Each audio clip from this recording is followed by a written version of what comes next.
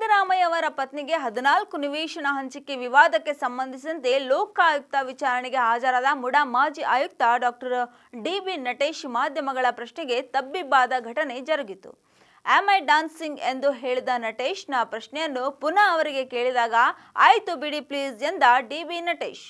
ಈಗ ಊಟಕ್ಕೆ ನನ್ನನ್ನು ಬಿಟ್ಟಿದ್ದಾರೆ, ಊಟ ಮುಗಿಸಿ ಮತ್ತೆ ವಿಚಾರಣೆಗೆ ಹೋಗ್ತೀನಿ, ಸದ್ಯಕ್ಕೆ ವಿಚಾರಣೆ ಮುಕ್ತಾಯವಾಗಿಲ್ಲ. 14 ಸೈಟ್ ನೀಡಿರುವ ಕುರಿತು ಪ್ರಶ್ನೆ ಕೇಳಿದ್ದಾರೆ, ಕಾನೂನುಬದ್ಧವಾಗಿ ನೀಡಿರುವ ಕುರಿತು ಚರ್ಚೆ ಆಗಿದೆ. ಕೇಸ್ನಲ್ಲಿ ಏನಾಗ್ತಿದೆ ಎಂಬುದನ್ನು ನಾನು ತಿಳಿದುಕೊಂಡಿದ್ದೇನೆ. ಮುಡಾ 50-50 ಹಗರಣ ಕುರಿತು ವಿಚಾರಣೆ ನಡೆಸುತ್ತಿದ್ದಾರೆ. ಮೈಸೂರಿನಲ್ಲಿ ಮುಡಾ ಮಾಜಿ ಆಯುಕ್ತ ಡಾಕ್ಟರ್ ಡಿ.ಬಿ. ನಟೇಶ್ನ ಪ್ರತಿಕ್ರಿಯೆ.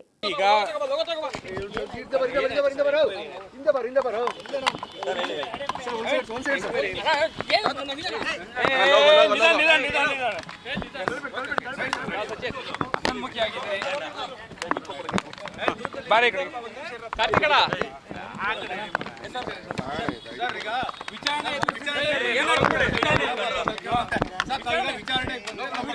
ಕಾಮನ್ ಸೆನ್ಸ್ ಬಗ್ಗೆ ಮಾತಾಡುವಂತ ಅವಶ್ಯಕತೆ ಏನಿದೆ?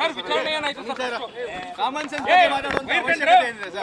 ವಿಜುವಲ್ ಮಾಡುವಂತ ನಮ್ಮ ಕೆಲಸ. ತಾವು ಬಂದಿದ್ರೆ ವಿಜುವಲ್ ಮಾಡೋದು. ಕಾಮನ್ ಸೆನ್ಸ್ ಬಗ್ಗೆ ಮಾತಾಡುವಂತ ಅವಶ್ಯಕತೆ ಇದೆ. ಕಾಲೆಲ್ಲ ತುಳಿತಿದ್ದಾರೆ. ಯಾರು ಕಾಲ್ ತುಳಿದಿಲ್ಲ ಸರ್. ವಿಡಿಯೋ ಮಾಡ್ತಾ ಇದ್ರು.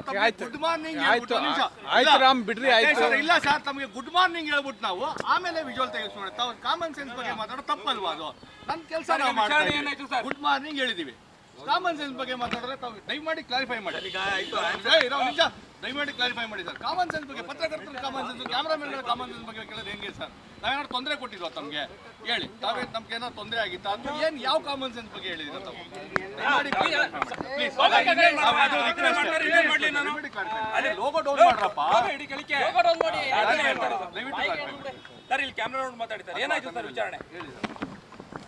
ಈಗ ಸ್ನೇಹಿತರೆ, ಈಗ ಊಟ ಮಾಡಕ್ಕೆ ಕೊಟ್ಟಿದ್ದೀರಿ, ವಿಚಾರಣೆ ನಡೀತಾ ಇದೆ. ತಮಗೆ ಗೊತ್ತಿದೆ ಈಗ ವಿಚಾರಣೆ ನಡೀತಿರೋದು ಯಾವುದು ಸತ್ಯ ಯಾವುದು ಅಸತ್ಯ ಅಂತ ಪತ್ತೆ ಹಚ್ಚಲಿಕ್ಕೆ ಸತ್ಯ ಅನ್ವೇಷಣೆಗೆ ಒಂದು ಇನ್ವೆಸ್ಟಿಗೇಟಿಂಗ್ ಏಜೆನ್ಸಿ ಕೆಲಸ ಮಾಡ್ತಾಯಿದೆ. ಸೊ ಅದಕ್ಕೆ ಏನೇನು ಪೂರಕ ಮಾಹಿತಿ ಕೊಡಬೇಕು, ಇನ್ಫಾರ್ಮೇಷನ್ ಕೊಡಬೇಕು, ನಾವು ಕೊಡ್ತಾಯಿದ್ದೀವಿ. ಈಗ ಸದ್ಯಕ್ಕೆ ಊಟದ ಬ್ರೇಕ್ ಇದೆ, ಊಟ ಮಾಡಿ ಬರೋಣ, ಆಮೇಲೆ ಮತ್ತೆ ಏನೋ ಆಗುತ್ತೆ ಆಮೇಲೆ ನಂತರ ತಿಳಿಸ್ತೀನಿ. ಮುಂದುವರಿದಿದೆ ಸರ್. ಹೌದು, ತಾವು ಒಂದ್ ಕಡೆ ಹೇಳ್ತೀರಾ 2015ರ ಆಕ್ಟ್ ಏನಿದೆ ಆ ಆಕ್ಟ್ ಮೂಲಕವೇ ನಾನು ಸೈಟ್ ಕೊಟ್ಟಿರೋದು, ಯಾವುದೇ ರೀತಿಯಾದ ಅಕ್ರಮ ಆಗಿಲ್ಲ ಅಂತ. ಯಾವಾಗ ಈ 14 ನಿವೇಶನ ಕೊಡುವಂಥದ್ದು ಒಂದ್ ಕಡೆ ಸಂದರ್ಶನ ಹೇಳ್ತೀರಾ? ಈಗ ಇನ್ವೆಸ್ಟಿಗೇಷನ್ ನಡೀತಿರುವಾಗ ಯಾವ ಆ್ಯಕ್ಟು, ಈಗ investigating agency is going to identify ಯಾವ ಆ್ಯಕ್ಟು, ಯಾವ್ದು ಸತ್ಯ, ಯಾವ ರೂಲು, ಏನು ಪ್ರಾವಿಷನ್ ಇದೆ. So it will comes out, truth will come out. ನಾ ಹೇಳಿದ್ರೆ ನಿಮಗೆ ಸರಿ ಸರ್, ಆದ್ರೆ ಯಾವ ಆಧಾರದ ಮೇಲೆ ಕೊಟ್ಟಿರ್ತಕ್ಕಂಥದ್ದು ತಾವು ಹೇಳಿ ಸರ್, ತಾವೇ ಕೊಟ್ಟಿರ್ತಕ್ಕಂಥ 14 ನಿವೇಶನ ಯಾವ ಆಧಾರದ ಮೇಲೆ ಕೊಟ್ಟಿರ್ತಕ್ಕಂಥದ್ದು?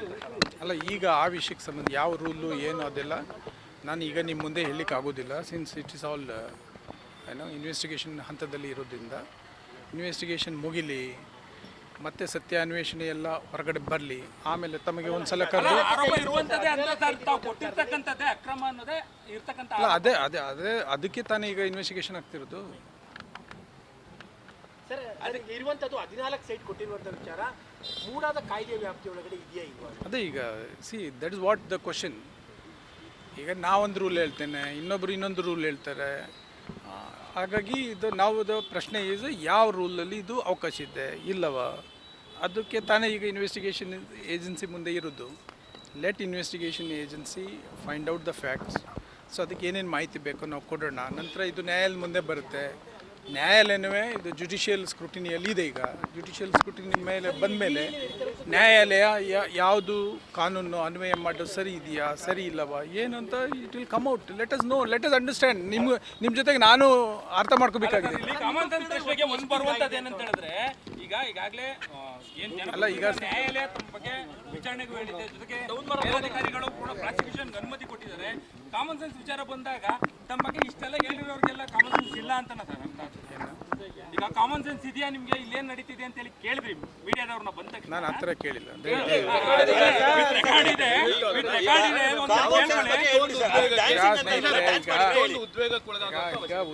ನಿಮಗೂ ಗೊತ್ತಿದೆ.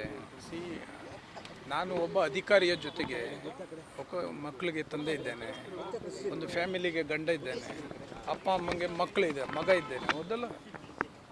So the kind of pressure my family me from past 3 to 4 months ಅದು ಅನುಭವಿಸಿರೋರಿಗೆ ಮಾತ್ರ ಗೊತ್ತಿರುತ್ತೆ. ಓಕೆ, ಈಗ ನಾನು ಬರುವುದೆಲ್ಲ ವಿಜುವಲ್ಸ್ ಎಲ್ಲ ತಗೊಂಡು ಏನು ಮಾಡೋದು ಇರಲ್ಲ. So I have to react.